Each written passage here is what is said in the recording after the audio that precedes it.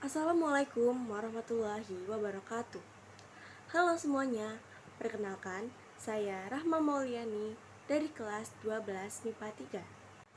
Video ini dibuat untuk memenuhi tugas pengayaan mata pelajaran biologi semester 3. Kali ini kita akan membahas tentang pola makan dan gizi untuk remaja. Oke, sebelum kita masuk materinya, di sini aku mau nanya nih, apa sih makanan favorit kalian?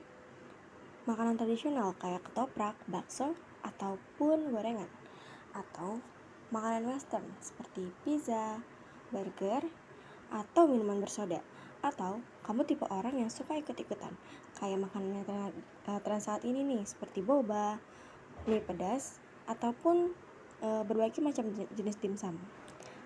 Enak banget ya. Tapi kalau misalnya kita suka sama semua makanan itu, apakah kita boleh makan makanan tersebut setiap hari? Tentu aja gak boleh ya. Tentu saja karena jika kita terus berulang-ulang makan makanan yang sama, maka gizi kita tidak akan terpenuhi. Nah, sebenarnya apa sih fungsi makanan dalam tubuh kita? Oke, yang pertama adalah sumber energi. Yang kedua, membantu dalam proses pertumbuhan.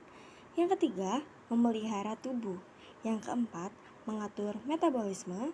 Dan yang terakhir adalah melawan penyakit. Lalu, bagaimana ya cara kita untuk memenuhi gizi dalam tubuh kita? Nah, pasti ada di antara kalian yang berpikir bahwa 4 sehat 5 sempurna bisa memenuhi gizi dalam tubuh kita. Tapi benar gak ya? Mari kita bahas. Konsep 4 sehat 5 sempurna dipopulerkan oleh Profesor Purwo Sudarmo atau yang biasa kita kenal dengan Bapak Gizi Indonesia. Konsep ini dikampanyekan agar masalah gizi yang terjadi sekitar tahun 1952 dapat diatasi. Dan pada masa itu, konsep 4 sehat 5 sempurna dianggap yang paling cocok untuk mengatasi permasalahan gizi pada masa itu. Nah, sekarang aku mau jelasin gimana sih konsep 4 sehat 5 sempurna itu. Pada konsep 4 sehat 5 sempurna, makanan dibagi menjadi 5 kelompok. Yang pertama, makanan pokok, yaitu sebagai sumber tenaga. Yang kedua, lauk pauk sebagai sumber zat pembangun dan pemelihara. Yang ketiga dan keempat, buah-buahan dan sayuran sebagai zat pengatur. Dan yang kelima, susu sebagai penyempurna. Lalu, apa ya perbedaan konsep 4 sehat 5 sempurna dengan pedoman gizi seimbang?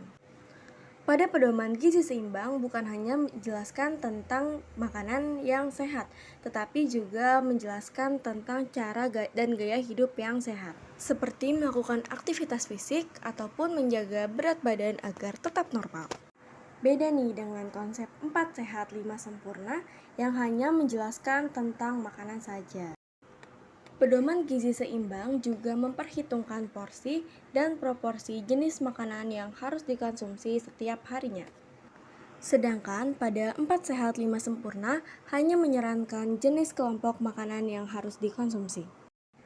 Dan pada pedoman gizi seimbang tidak mengunggulkan salah satu jenis makanan atau minuman tertentu. Sedangkan pada konsep 4 sehat 5 sempurna memberikan kesan bahwa susu sebagai penyempurna. Bahkan pada pedoman gizi seimbang, kita dianjurkan untuk minum air putih minimal 2 liter atau lebih kurang 8 gelas per hari. Sedangkan pada konsep 4 sehat 5 sempurna tidak menggambarkan bahwa tubuh perlu minum air putih yang cukup. Jadi, sebenarnya gimana sih pola makan dan gizi untuk remaja? Mari kita perhatikan pola makan Yanto dan Yanti. Sebenarnya, mana ya pola makan yang baik untuk remaja? Dapat kita lihat dari tabel. Misalnya, Yanti adalah perempuan berusia 17 tahun. Maka, bisa kita lihat dari tabel bahwa Yanti perlu 2125 kalori. Yaitu dengan cara makan makanan pokok 5 porsi, sayuran 3 porsi, protein hewani 3 porsi, protein nabati 3 porsi, dan buah 4 porsi. Semua ini bisa terpenuhi dengan pembagian makanan sebagai berikut. Untuk memenuhi kebutuhan hariannya, Yanti perlu makan makanan pokok, sarapan 1,5 porsi, makan siang 2 porsi, dan makan malam 1,5 porsi.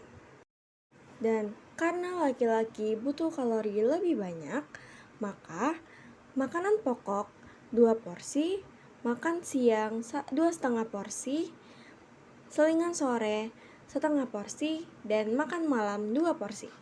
Segitu dulu pembahasan kita pada kali ini. Wassalamualaikum warahmatullahi wabarakatuh.